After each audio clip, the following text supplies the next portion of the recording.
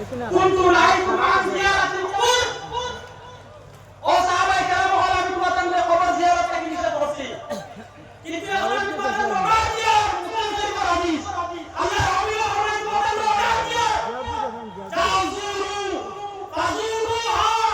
ওরা আপনারা কুনকে জিয়ারত করবা কারণ আল্লাহ রাব্বুল বয়ান করে দিয়েছেন কিতাবে আইনা তুযাক্কিরুকুমুল আখিরা মুসলিম শরীফের হাদিস বলতে মুসলিম আর বুখারী বড় বড় লাইনে লাগিয়ে করবা বুখারী আর মুসলিম রহমান খুদাই আল্লাহর হাবিব ফরমাইতা ফাজুরুহা খান যে হুমত সাহেব হয় আল্লাহর হাবিব কথা ও সাহাবায়ে কেরাম হল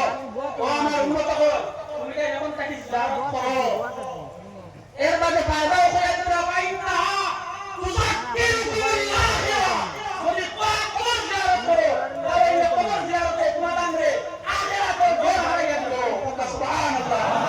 আল্লাহর হাবিব আমরা ইজাজত দিয়েছেন কবর জিয়ারত করতাম মুসলিম উম্মত কবর জিয়ারত করে আমরা জিয়ারত করব ইনশাআল্লাহ তোমাদের তখন লোক কথা আমরা কবর জিয়ারত করতাম না আজ তুমি চাও আল্লাহর হাবিব কবর জিয়ারত করতাম কবর জিয়ারত করব কবর পূজারি নাউযুবিল্লাহি মিন যালিক তুমি যদি কবর জিয়ারত করো কবর পূজারি হও আর ঈমান ও দিওয়ানি বানাই দাও ঈমান লইয়া দুজন কবর চাইতে পারবে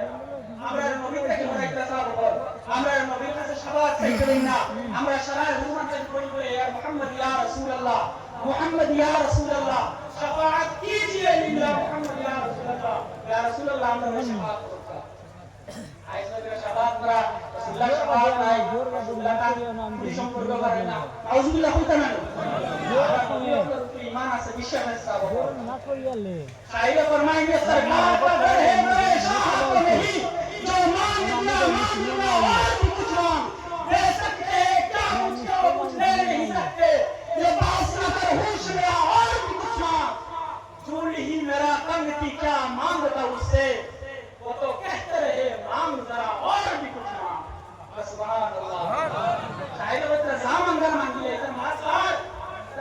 कानो दिसना दे सकते हैं क्या मुझको कुछ दे नहीं सकते ये फैसला कर होश में और भी कुछ ना तर्क वितर्क जैसा আল্লাহর হাবিবের মওকা পাইছো বাস মা এলাকি ঈদ রাসূলুল্লাহ শানো এটা হিকাইছেন রাসূলুল্লাহর মহব্বত আমরা আউলিয়া کرام কে হিকাইছেন এলাকি আমরা আউলিয়া کرام এর দরগা হাজির হয়ে যাই আর জিয়ারতের উদ্দেশ্য হয় সাবাল আমার বিষয় না জানি যাইতাম যাকাত কত গুরুত্বপূর্ণ একটা বিষয় ইসলামের 5টা স্তম্ভ আছে নামাজ রোজা হজ যাকাত কলিমা নামাজ রোজা হজ যাকাত 3 নম্বর স্তম্ভ হইল যাকাত আমরা যাকাতের প্রতি গুরুত্ববান হওয়া লাগবে হযরত আবু বকর সিদ্দিক রাদিয়াল্লাহু তাআলা আনহু জামানাত কিছু সাহাবায়ে কেরাম বললেন আমরা নামাজ পড়ব আমরা যাকাত আমরা রোজা রাখব আমরা রাসূলুল্লাহ সাল্লাল্লাহু আলাইহি ওয়াসাল্লাম হজ করব কিন্তু আমরা যাকাত দিতে পারতাম না হযরত আবু বকর সিদ্দিক রাদিয়াল্লাহু তাআলা আনহু সাহাবায়ে কেরাম বললে জমায়ান দানিয়া কইলা সাহাবায়ে কেরাম হল সাহাবায়ে কেরাম বললে কইরা কিছু ধনী মানুষ কইরা যাকাত দিতে না কিতা করা যায় ও সাহাবায়ে কেরাম বললে ইজমা হয়ে গেল বলে আইসা কি দেবে কি যাকাত তো ইয়া দিত না যাকাত রে ফরজ না দিত না এ ফাসি সাহাবায়ে কেরাম বললে কি হইছে যাকাত তো ইয়া দিতে দিত না এগো ये যাকাত আর অস্বীকার করব হে কাফি সাহাবায়ে কেরাম বলে ইজমা